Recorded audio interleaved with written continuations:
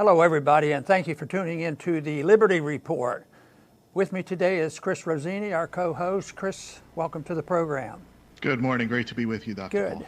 You know, I have, over my political career, always looked for the optimism of what we do, that if we have bad things going on, something good will come of it. And I still do my best to follow it. But then there are some days, I'll tell you, it looks like it's going to take a while for the people to come to senses. There's an old saying that people lose their minds in mobs, and it takes time, over a period of time, because they only regain their senses one person at a time.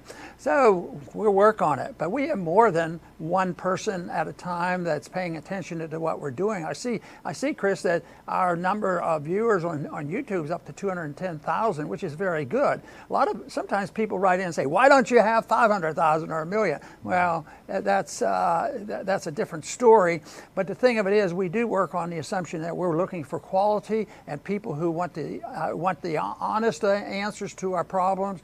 And we are getting more viewers and more listeners. So we're going to continue to do that. But right now, it's getting pretty bad because there's so much distortion. You know, this whole thing that, that there's a distortion. If there's an argument now that if China had only done something sooner, it wouldn't have spread around the world. So China is getting bashed now. It's all their fault, and they made a mistake, and there were a lot of mistakes made by the president and everybody else to take care of this virus.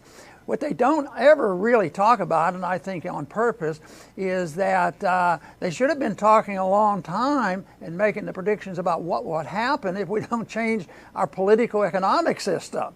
And that's what stays the same. Spending, printing money, gouging one group, bailing out another group, and it continues. And people thought, well, there was a big change in 2009, and after that with QE, everything got back to normal, they claimed, and the stock market soared and unemployment rates went down, but it was all fiction. And the fiction ended sharply, more sharply than most people expected. I don't think anybody could predict that a month ago it was all going to happen. Potentially, though, we understood it could happen because it was all fragile. The foundation of our system has been undermined, and that's what we're facing. Because, yes, we can keep doing the same thing over and again.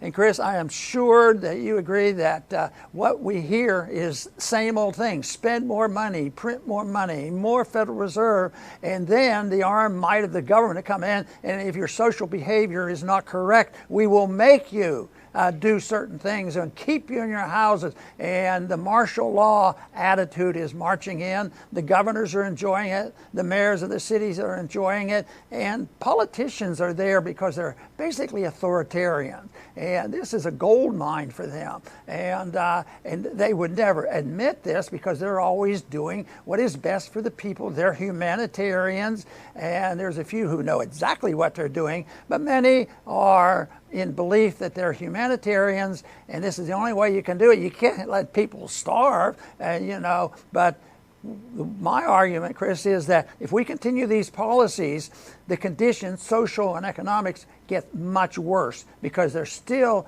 doing the same thing economically, philosophically, and to do that, they have to systematically erode our liberties. And a good example of what they did after 9/11 with passing the Patriot Act was the erosion of liberty that we never got back again.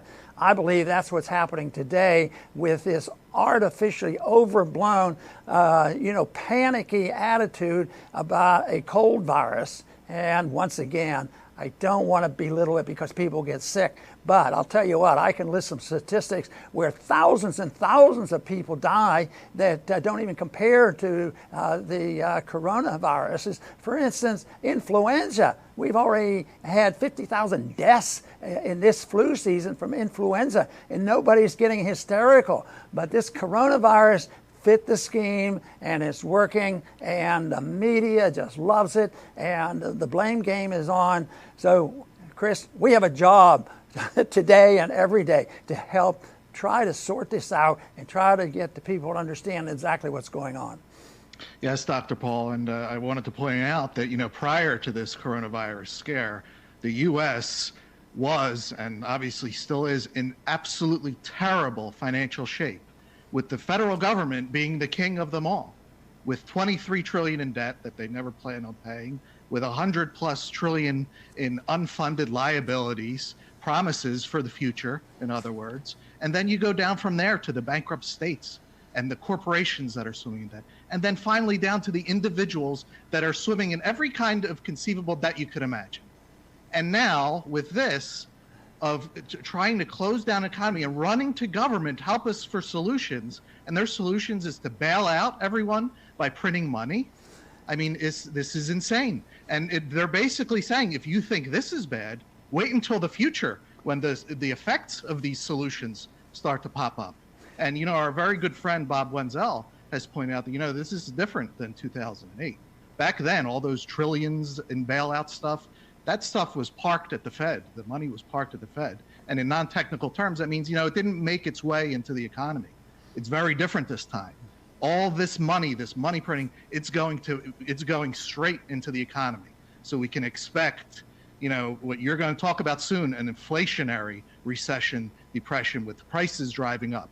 So instead of throwing in a towel, they're making a much worse situation for us in the future. Yes, and there's a lot who aren't as unhappy with this as we are. They see this as an opportunity because we've heard words from the socialists coming alive in this country and going to the Congress, and they're talking about you know, modern monetary theory.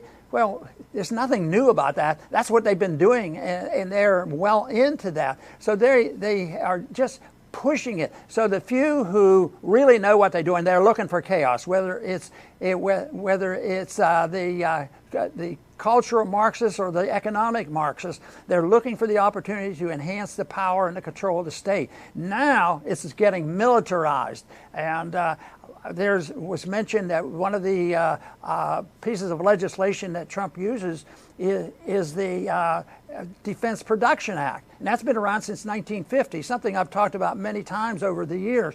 It is literally a blueprint for total dictatorship in this country. And I always tried to get that out of the way because they said, well, we always might use it. And that's what they're using now. And literally, if you want to get really concerned where the power is coming from, you have to read the Defense Production Act. Because what the president is doing and what he's saying, and really the toleration of what the mayors and the governors are doing, is all part of that, because we're at war now, and therefore we can do anything we want, and it's been legalized. It does not need congressional approval. Not that they wouldn't give it, because right now the Congress still has the authority to limit funding, but here they go. The Fed gets involved in the trillions and trillions of dollars. Today it was announced they're going to buy another $1 trillion worth of security. And the Fed doesn't have any money. They create it and dilute the value of the money in the middle class. So it's taken from the middle class. So it is trillions of dollars there. And then the Congress comes along and they have to get the political benefit from some of this too. So they pump it up, and they have appropriations for bailing out everybody. Trillions of dollars, or well over $1 trillion already. And that's small compared to what the Fed does. It's going to be many, many trillions of dollars. Eventually, you know, the value of the currency is going to continue to deteriorate, and these problems are going to get much worse. You know, the fact that they're going to do this a little differently this time, not just send the money to the banks and the corporations, but they want to send it to the people themselves, like proposals up to $2,000 a year or a month, you know, to bail out the people. But if they do that, that will convert this problem. That will convert it into a depression, and the individuals will be involved. The money will be spread out, and then you're going to see the price inflation. Not that we don't have that available already, is the price inflation. But what we're working toward is an inflationary depression. It's, what's happened here in the last month is it's astounding how quickly it dropped off a cliff. Though Austrian economics teaches that that's the way it can happen, but we always hope it wouldn't happen that way. So it's dropped off this cliff, and now we're well on our way to an inflationary depression, which will not be solved unless the people understand why the government has to change its policies. But the tragedy there is, if you do that, it means that we'd have to tighten our belts. And how can you do that? The belts won't be tightened, literally. It will be tightened by destroying the value of the money, and then we will be forced to do those things we've talked about for so many months and years, and that is, we have to quit. We have to quit the welfare state. We have to quit the special interests. We have to quit the warmongering, and it will be forced into it. But we're well on our way to an inflationary depression. It's not. People argued about are we having deflation? Well, in inflationary depression, you don't have deflation. The money supply doesn't shrink because what they're doing right now, the Congress and the Fed's proving. Under the worst of circumstances, we can print the money. Of course, they printed like crazy these past 10 years, but it never did what the government wanted. So, and right now, the market is trying to deflate that and get rid of the debt, which to a degree they're achieving. But now they will have to do it. We have to get the money into the hands of the people, and that's when you'll see the price inflation going up. But only a change in attitude and understanding of monetary policy and a change in the principles of liberty, and say that governments can't take care of us. This is what it creates. Socialism has been around a long time, socialist thinking. But right now, we're verging on much more something closer to fascism with a printing press that the world still is accepting. Nobody's complaining about the Fed bailing out by the trillions of dollars because the world is in on it together. And that is what we've tried to explain for years, is that this is different because the dollar is the reserve currency of the world, and we have benefited on the short run from that, but we're all going to suffer from it. And the solution has to be sound economic thinking and a concern for personal liberty and personal responsibility. If we did all those things all at once, we would recover. That would be the good news. It's not that complicated. Just let the people go. Stop all the taxes.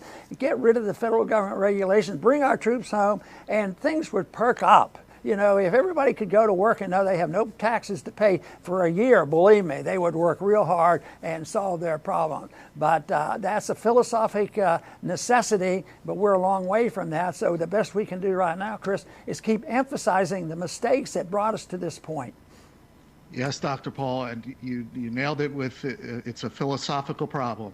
And it's a very sad fact that here in America, the first land of liberty officially, that the philosophy has been turned completely upside down. Everyone is trained from the moment they're born until they're an adult, they don't even know any differently, that when there's a problem, you go to government for the solution. And everybody will tell you that, whether it's the government schools, the media, university professors, across the board. When there's a problem, you go to government. They're the solution providers. And look, there's a virus, and people instinctively just go right to government for their orders. And what do? They just took a steamroller to everything, and they're closing everything down. And would they even think of such a thing without a Federal Reserve? Because like you mentioned, Dr. Paul, they have this modern monetary theory that they could just print as much money as they want. I mean, who would ever think of such a thing as a good idea without a Federal Reserve? Or bailing everyone out? Without a Federal Reserve, that's not an option. You're forced to think rationally. You're forced to think of actual solutions. But instead, they're not thinking rationally. They're thinking of the same thing that everybody has been taught, all along, to keep doing the same wrong things over and over and expecting a different result. And the rational is just cast aside. And the rational is freedom, to let people be free to come up with solutions that you can't even think of, that's not centralized, that comes from Mount Olympus down onto everyone else. Instead, they're taking away freedom and making everything worse. I was wondering, as I do often, is what would they say if we came up with a solution that said, you know, we're in trouble, there's a maldistribution of wealth, a lot of people are suffering, some people are doing better than they should, and it's a real mess. But right now, we're going to have a lot of people in the streets. We already had a lot of people in the streets, you know, homeless as a result of many mistakes that we have made. But what if the announcement is official and say, well, you know, this is a problem, and the solution is that we have to legalize theft. We have to say, you know, from now on, we're not going to punish. As a matter of fact, there are some people who have already suggested this, which is scary. No, we're going to legalize theft nationally. That if your neighbor has more than you have, if they were able to get to the store and they were able to get enough food there to last them, or they did something else, or they had provided for their own self, and you have nothing, it's going to be legal for you to steal that from them because you need it and they have it, and it's not fair. So therefore, you can go and do it and there will be no punishment whatsoever. And people say, are you crazy? You mean just legalize people going into somebody's house and taking it? But you know, morally and economically, we already have that system.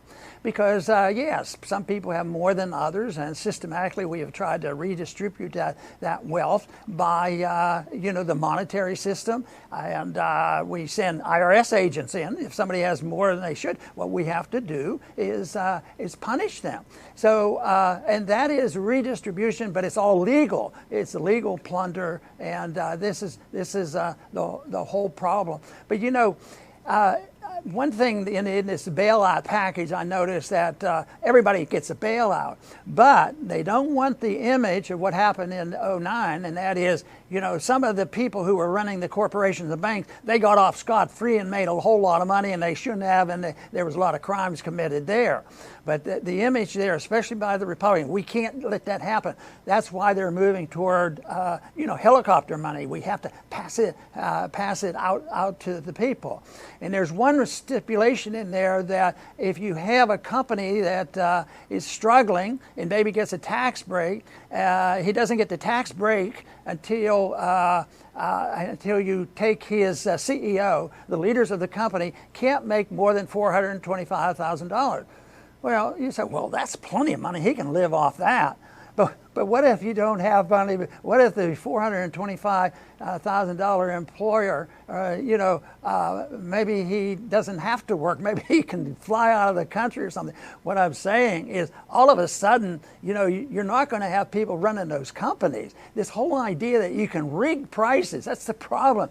Congress rigs prices, the Federal Reserve rigs prices, and they rig the interest rate, the worst rigging of all prices. And they think that people in Washington that call themselves politicians and humanitarians are smarter than the people themselves. But tell you what, I've been there, and it's not true. It's not true. You'd be more scared if you had to be exposed to some of their thoughts in their personal conversations, because so often, sometimes they know exactly what's right, and they admit, and they haven't admitted to me, yeah, you're right. You're right about that. But the people are stupid. They won't know how to take care of themselves. They need us. They need the politician to explain to them, we need to have emergency funding. We need to do this. We need a Federal Reserve. And they'll go on, and they believe that. So it's rather scary. And sometimes when the left and the radicals and the socialists say, well, we can't let you do that because look at the unfairness they have. But what do you do when you put people in charge of the Federal Reserve? Are they all of a sudden going to get so smart that they're going to know what interest rates should be and how to run an economy? It's all based on a fallacy, and the fallacy is that economic planning works. It doesn't work. The only thing that really works, if you're looking for prosperity, is to make sure that people are left to take care of themselves, mind their own business, and have an honest system, have property rights and contract rights. All the very, very simple things that have been talked about for for thousands of years and have worked until the authoritarians get in charge. Government is fine except for the authoritarians, and 92% of the individuals or more are authoritarians in government, and they wouldn't admit it, but they sort of enjoy a lot of this activity because they have a chance to be important. All you have to do is watch the evening news and you see, boy, this guy really thinks he's important. He knows exactly what we have to do. We'll have to listen to him. So Chris, what do you think is going to happen now in the near future? Are you as hopeful? And I think I'm hopeful that'll happen, but I have my fingers crossed. But I know one thing, that the message that we need is crystal clear to the people who want to look for it. Yes, Dr. Paul, I'll finish up. I am long-term optimistic for sure, because truth cannot be defeated, no matter how long it takes. So, what we're dealing with is a Federal Reserve that really should not exist, should never have been created, and it's now becoming very obvious why. Every boom and bust is getting worse and worse. All you have to do is, be around for 20 years to see the NASDAQ stock bubble, the housing bubble, this current bubble. And every time we're hearing that the recovery packages have to be bigger and bigger and bigger. This is unsustainable. The Fed is unsustainable. The Fed will end itself. It doesn't need our help, doesn't need anybody's help. It will end itself. But the sooner that they get to that point, the better. And the sooner that the American people understand liberty, freedom, and sound money, the better. And the best way to do that is to just speak it. We have hundreds of thousands of people that watch. Speak it to the people. I mean, the network effect takes over. And who cares if they don't believe it? You might say, they're not going to believe what I have to say. It's crazy. Who cares? Fine. They don't have to believe it. They have to hear it. That's the most important part. And for most people, it's the first time that they hear it in their life. That's how important it is. So thank you for watching us, and let's spread the ideas of it. Very, very good, Chris. And, I think the coronavirus emergency has been used. I don't think, and I've said it before, I don't think it's nearly as bad as it's said to be. I think it's serious. I think people get sick. People can die from it. But most people who die are elderly, and they have already had another condition. And people say, well, you're downplaying the importance. No, I'm trying to put it in perspective, because many people, we lose 4,000 people every month on the highways, and nobody gets worried about it. And that's a government-run project. So it goes on. And the influenza, I already mentioned, there's over 50,000 died this year already from it. I think the coronavirus has been used to distract from some of the things, or all the things, that the Federal Reserve has done. This creature that we're dealing with today, this downturn, the economic problem, has been manufactured by the people who believe in the Federal Reserve System and believe that money can be created out of thin air, and that rigging interest rates is beneficial, and price control and people control, and also martial law will solve all these problems. They have to distract from it. They've sort of neglected, they're not talking too much about foreign policy right now, but there's still some danger spots in the world. And in the midst of all this, we're inflaming our relations with China. We know China's not perfect, but I think our job is to look at our own imperfection. But this whole idea that they were fighting and fuming and trying to stir up trouble, this is the reason the virus has to be exaggerated. And but they are going to be so disappointed if some of the predictions from some people that are reputable are saying, in warmer weather, most viruses, are diminished in severity. And who knows how much truth we're getting out of China. But I tend to believe there is some truth about it, that their serious escalation of the people getting sick from the virus in China is probably diminished. But that's the way viruses work. So it may happen. So I'm hoping that the global warming people who used to worry so much, I think we need a little global warming a little sooner, and maybe nature is going to take care of it, that they're going to have a hard time continuing to lie to the people, of how serious this is. And once again, I think it is serious, but I think having a real bad cold and getting a cold in your chest, which people will know about for years and years, that isn't the time to get exhausted, not eat right, don't take your vitamins, don't get in the sun, and do all these things. What we're facing is a crisis in the abuse of our immune system. That is a big contributor, and not many people talk about that. So there's a lot that we could do, And I still think that just as quickly as this came, I wish that it would go away that quick, but it'll start to go away. I think we can see signs of that already, but let's hope it moves much faster than anybody expects, and that would be a blessing for all of us. I want to thank everybody for tuning in today to the Liberty Report. Please come back soon.